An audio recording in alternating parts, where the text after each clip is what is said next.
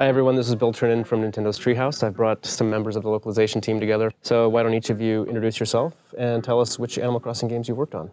I'm Reiko Ninomiya, a member of the localization department here. I worked on the DS and Wii versions of Animal Crossing, and this time on Animal Crossing New Leaf.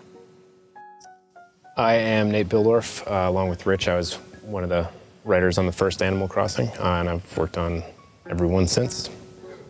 My name is Ann Lin. I'm also in localization.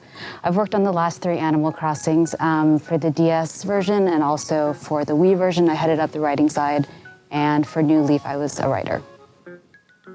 I'm Rich Amtower. I worked on just about every Animal Crossing since the first one as well, working as a writer alongside Nate and working with you.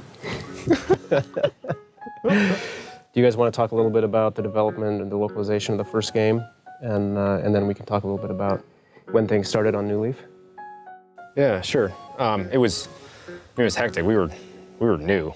Yeah. Then, I mean, Rich and I both came on basically at the start of GameCube development, and that was shortly thereafter. I was just looking at our notes, and it was, I think, early 2002 when we were actually writing. But we started before that with the naming.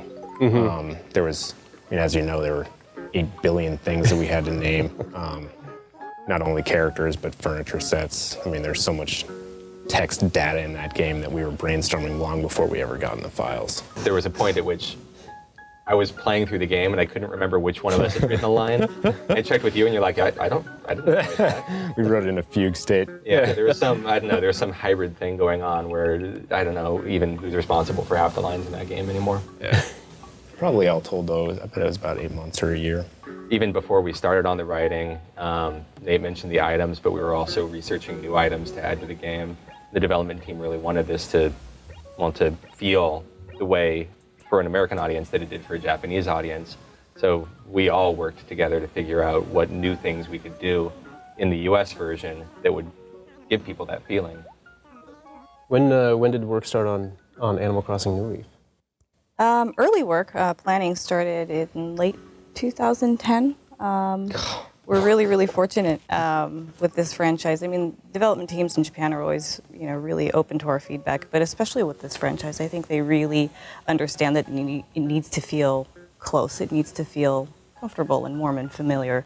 So in late 2010, we worked with the development team in brainstorming ideas for events and items, and even how some of the old characters and events could be twisted and changed and have them evolve as well. So it's always been, Animal Crossing's a really special project, and then localization is very involved in the entire process. So yeah, we started in 2010 and recently wrapped. That was almost like a 3-year project, 2.5. Yeah, it was actually, the actual translation we started in, I like to put the pin right around March of 2012. So we did English, French, and Spanish for our region, and we got to work really closely together with NOE as well, which was nice. So it really is a company-wide project.